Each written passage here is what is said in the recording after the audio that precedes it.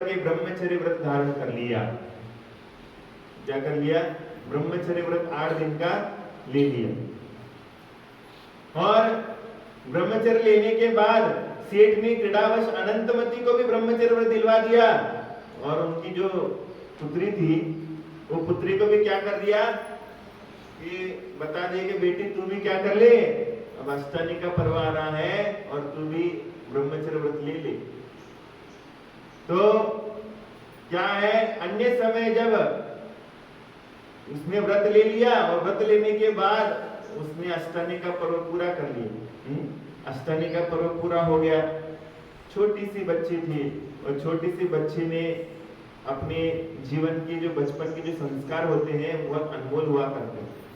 इसलिए कह रहे हैं कि जो छोटे बच्चे होते हैं, छोटे बच्चे अच्छे संस्कारों को बचपन में ग्रहण करते हैं।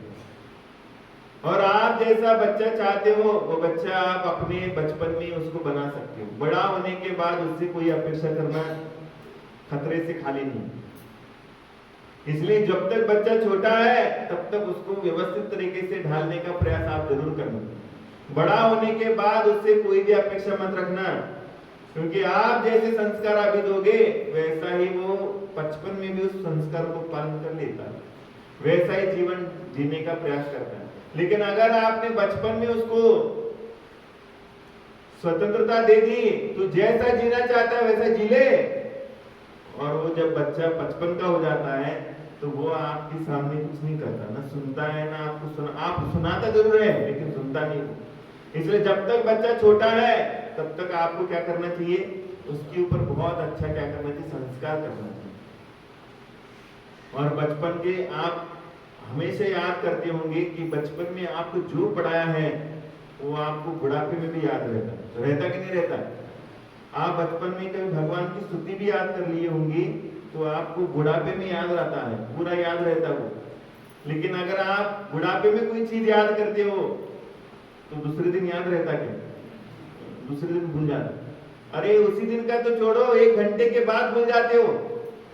अगर किसी बुढ़िया को पूछ लिया कि भैया सवेरे तुमने भोजन क्या किया, तो वो ऐसा सोचती है क्या भोजन किया, क्या किया था भोजन, ये भूलती है वो।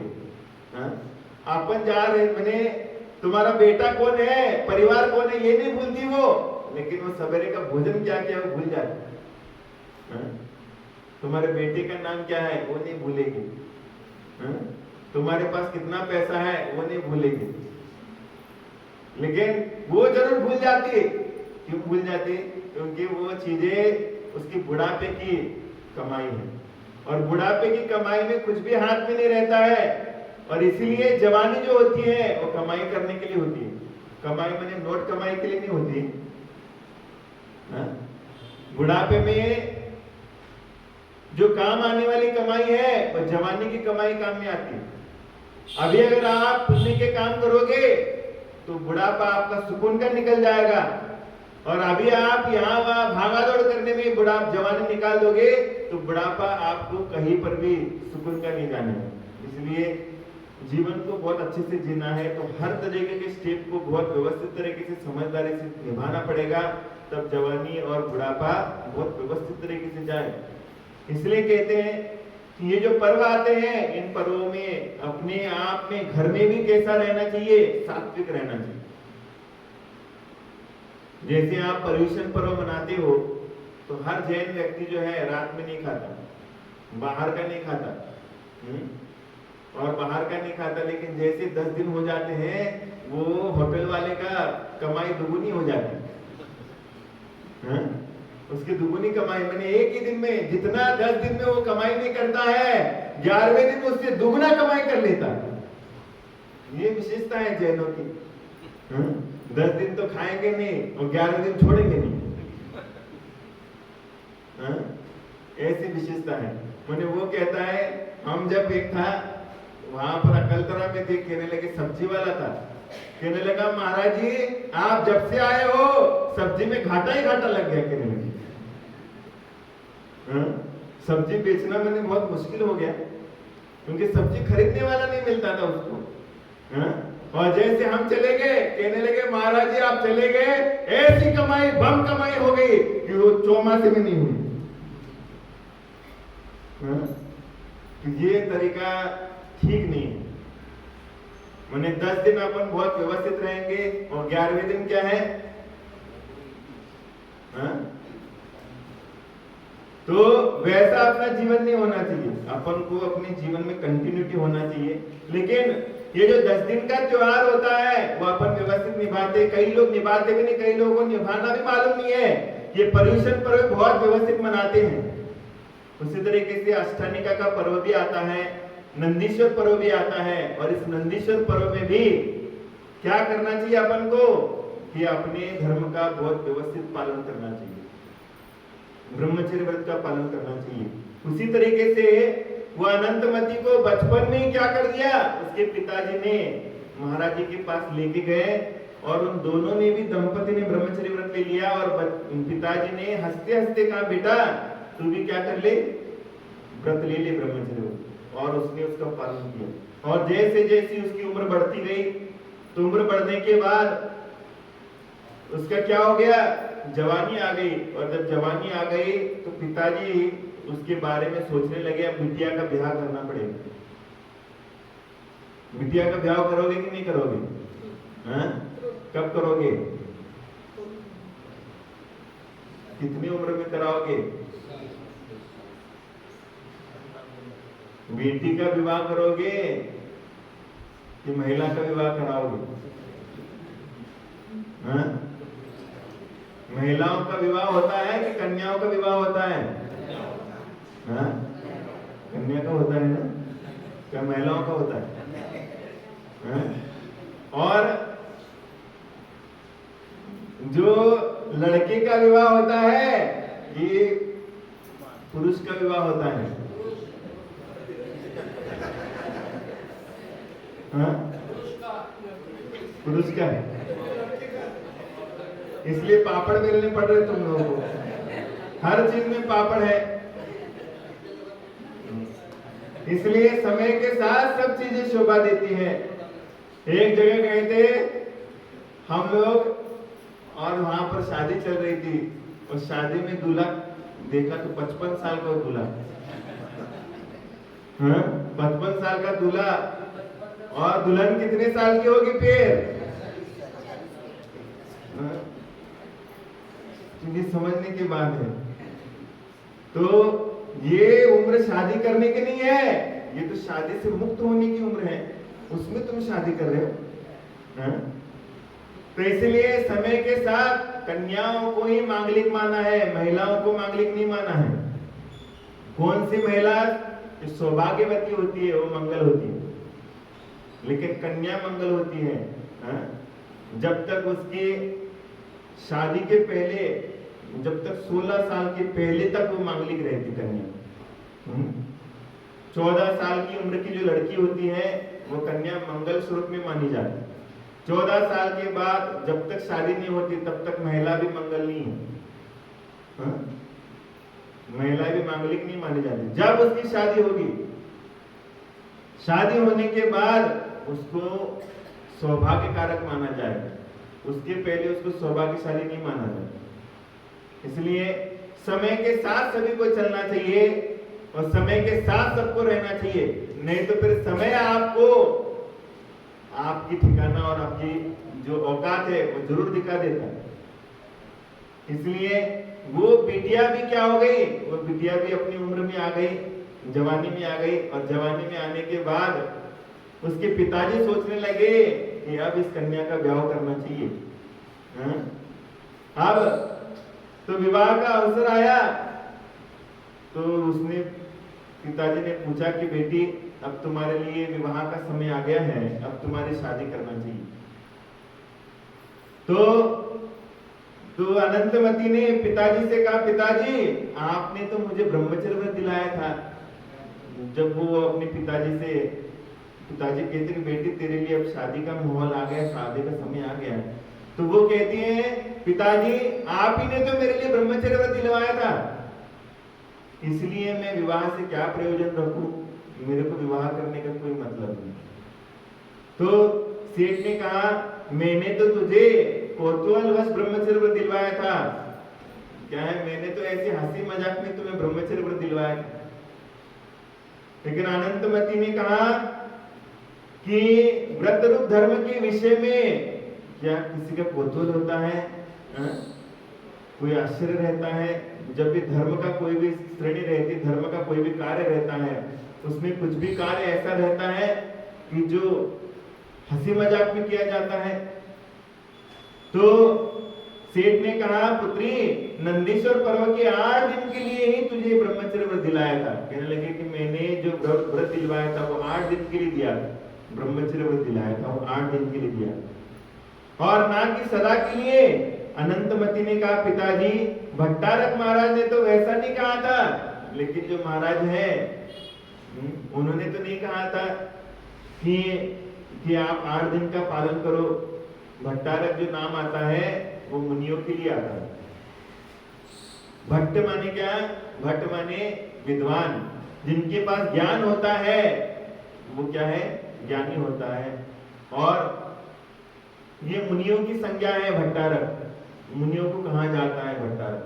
तो उस तरीके से उसने कहा कि महाराज जी ने तो बोला नहीं था कि आप ये 8 दिन के लिए ब्रह्मचर्य व्रत ले रहे हैं, तो इस जन्म में मेरा विवाह का त्याग है। कहने लगे, मैंने जब नियम लिया है तो मैंने उसका त्याग कर दिया। जिंदगी भर इस जन्म में मैं कभी शादी नहीं करूंगी, विवाह नहीं करूंगी। तो ऐसी कह करके समस्त कलाओं के विज्ञान की शिक्षा लेती हुई रहने लगी। और महिलाओं की कितनी कलाएं रहती हैं और पुरुषों की कितनी कलाएं रहती हैं? कला जानते हो? नहीं जानते? कलाएं माने विद्याएं। तो आपकी पुरुषों की जो होती है वो पुरुषों की 72 प्रकार की कलाएं होती हैं और महिलाओं की 64 कलाएं रहती हैं।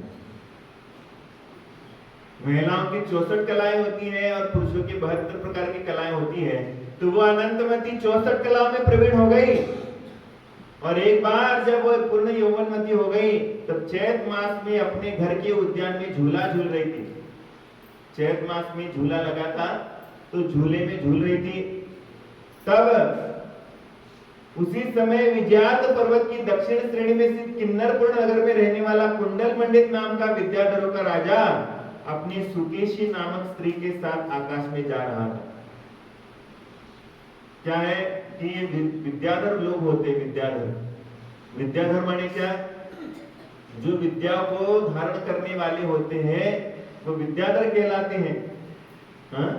तो ये विद्याधर मनुष्य होते थे, पहले यहाँ भी आते थे, लेकिन अभी इस पंचम काल में वो विद्याधर नहीं आते।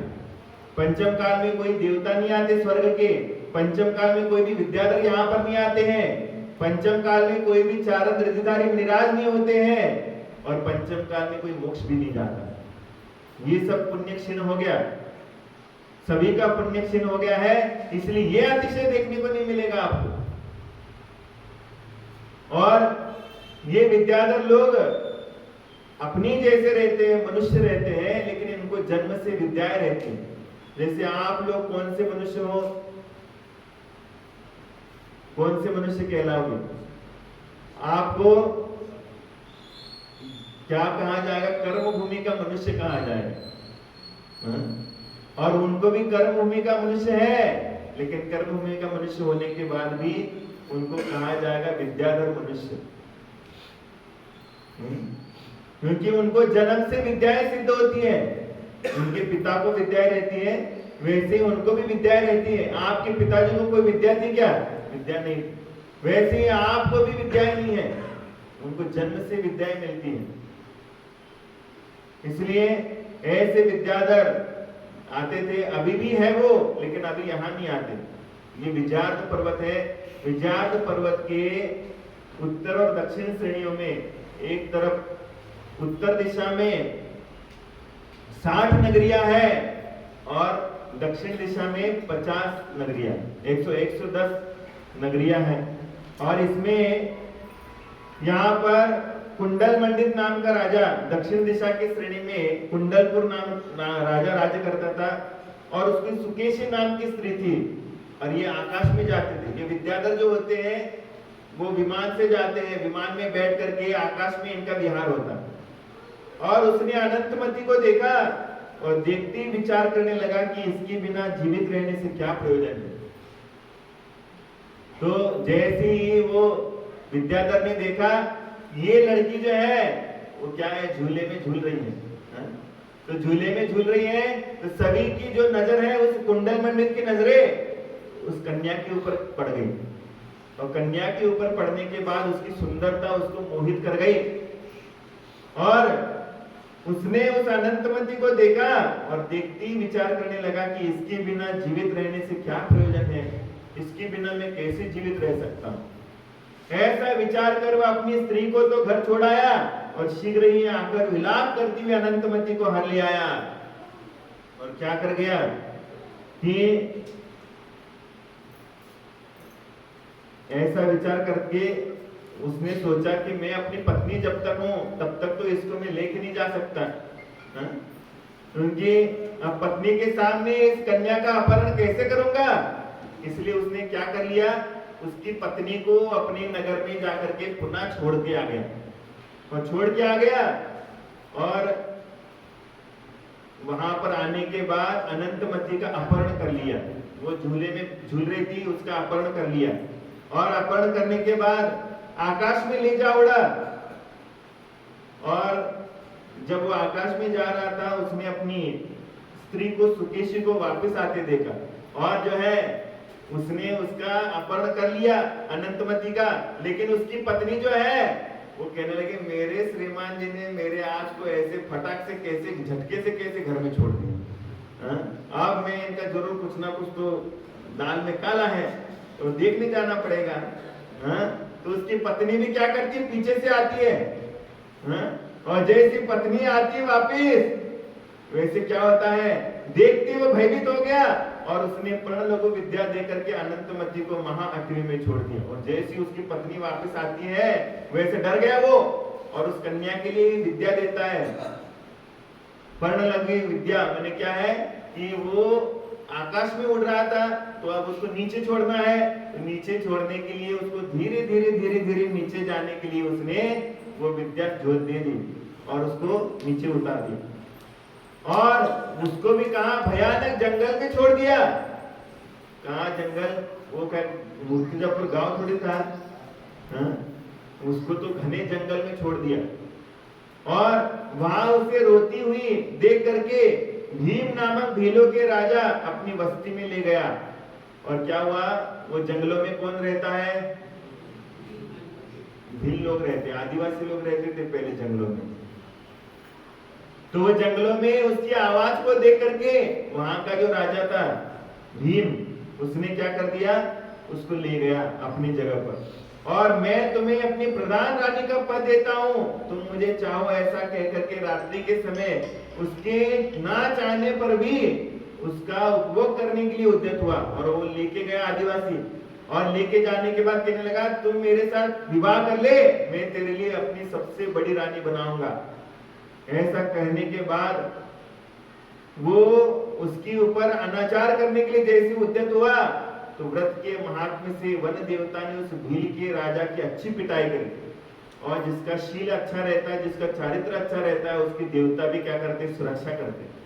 तो क्या हुआ, उसके ऐसे उसके ऊपर आता हुआ उपसर्ग देख करके वहां पर वन देवता प्रकट हुई और उस वन देवता ने क्या करी, उस भील की अच्छी पिटाई करी और यह कोई देवी है ऐसा समझ करके भीलों का राजा डर गया और उसने वह अनंतमती बहुत से बंजारों के साथ ठहरे हुए पुष्पक नामक प्रमुख बंजारे के लिए दे दी और कहने लगे कि ये देवी है, साक्षात देवी है, अगर इसको कोई छेड़ेगा तो वो जिंदा नहीं बचेगा। इसलिए वो डर के मारे क्या करता है, उसको किसी बंजारे को बेच देता है और प्रमुख बंजारे ने लोभ दिखाकर विवाह करने की इच्छा व्यक्त की परंतु अनंतमती ने उसको स्वीकार नहीं किया और जिसको बेची गई उसने भी क्या किया, उसको विवाह का प्रलोभन दिया लेकिन उसने भी उसके साथ विवाह नहीं किया। और कामसेना ने क्या हुआ, फिर क्या बंजारे ने उसको लाकर अयोध्या की कामसेना नाम की वेश्या को सौंप दिया।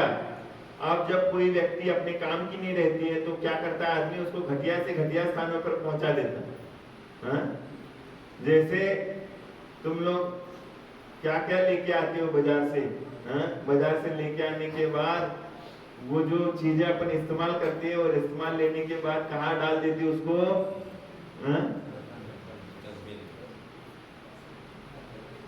बाजार का भोजन करके आते हो और कहाँ पर छोड़ के जाते हो? मैंने जितनी घटिया चीज होगी वहां छोड़ने का प्रयास कर। उसी तरीके से अपने काम की जो चीज नहीं रहती है उसको अपन कहाँ छोड़ते हैं? घटिया सी घटिया जगह पर छोड़ देते। तो कहने लगा ये लड़की मेरे काम की नहीं है, तो इसको मैं अच्छी जगह नहीं छोड़ूंगी। इसको क्या किया उसने? कामसेना नाम की वेश्या को बेच दिया। वेश्या को बेचा और कामसेना ने उसे वेश्या बनाना चाहा, पर वह किसी भी तरह वेश्या नहीं हुई। और कामसेना ने उसको वेश्या बनाने का बहुत प्रयास किया, बहुत प्रलोभन दिया, लेकिन वो वेश्या नहीं बन पाई। तदनंतर उस वेश्या ने सिंहराज नामक राजा के लिए अनंतमति दिखलाई और वह राजा रात्रि में उसे बलपूर्वक सेवन करने के लिए उद्यत हुआ, परंतु उसके व्रत के महात्म्य से नगर देवता ने राजा के ऊपर उपसर्ग किया, जिससे डरकर उसने उसे घर से निकाल दिया। क्या हुआ कि जब ये कामसेना ने भी चाहा कि ये जो लड़की है वो वेश्या नहीं बनेगी, तो उसने भी क्या किया? वहां के राजा को इसको बेच दिया। राजा को बेचने के बाद उसने भी इसके साथ कुछ अनाचार करने का प्रयास किया, तो वहां के राजा के ऊपर भी उपसर्ग हुआ और उसके डर के मारे उसने इसको घर से निकाल दिया। और खेद के कारण अनंतमती रोती हुई बैठी थी। देखो आप लोग ध्यान दो, ये इतने बड़े परिवार में पैदा होने के बावजूद भी आज उसको बिकना पड़ रहा है बाजार में। सीता के लिए भी स्वयंवर करना पड़ा, अग्नि परीक्षा देनी पड़ी। ये सब क्यों होता है? ये सब इसलिए होता है क्योंकि अपन किसी ना किसी चीज को क्या करते हैं? अपवाद लगा देते हैं। अगर कोई इस तरीके का कार्य हो रहा है, कोई महिला बिक रही है रास्ते में और आप जाकर के उसको देखोगे, उसकी अनुमोदना करोगे, तो आपको भी कभी ना कभी तो आपको बेचना पड़ेगा अपने आप। इसलिए किसी भी चीज के लिए ऐसा कार्य कभी नहीं करना चाहिए जो अपन के लिए आगे कर्म बन करके सामने खड़ा हो जाए। तो क्या हुआ? उसने डर के मारे राजा ने उसको घर से निकाल दिया और खेद के कारण अनंतमती रोती हुई बैठी थी। और क्या है, वो रास्ते में क्या हो गई? रोती रोती बैठी थी, रोती हुई बैठी थी। उसी समय कमलश्री नाम की आरिका ने, यह श्राविका है ऐसा मान करके बड़े सम्मान के साथ उसे अपने पास रख लिया।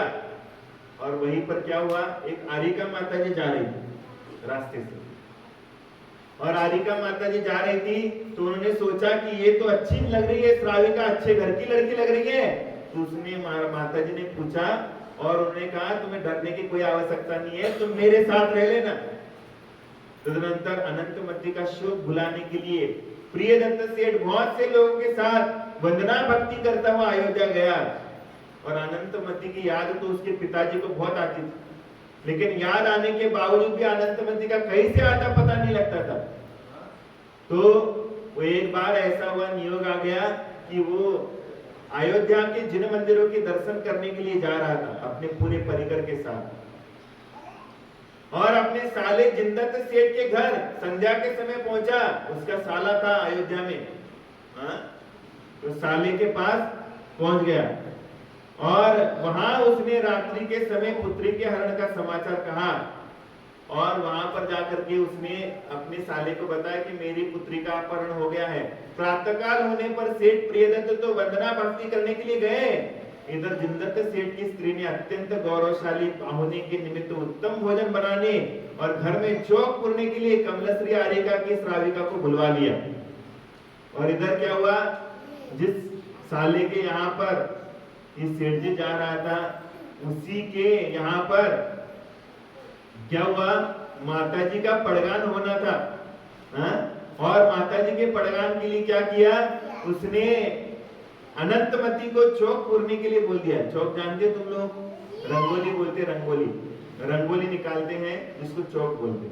तो चौक पुरने के लिए उसको बुला दिया। यह श्राविका सब काम करके अपनी वस्तिका में चली गई। और क्या है, उसने रंगोली व्यवस्थित बना करके पुनः अपनी वस्तिका में चली गई आरे गांव के। और वंदना भक्ति करके जब प्रियदत्त सेठ वापस आए तब चौक देख करके उसे अनंतमती का स्मरण हुआ आया। और जैसे उसकी रंगोली देखी मंदिर से आते समय तो उसके जो पिताजी थे प्रियदत्त सेठ, उनको उस रंगोली को देख करके अपनी पुत्री की याद आई कि मेरी अनंतमती भी इसी तरीके से रंगोली बनाती थी। उसको याद आई और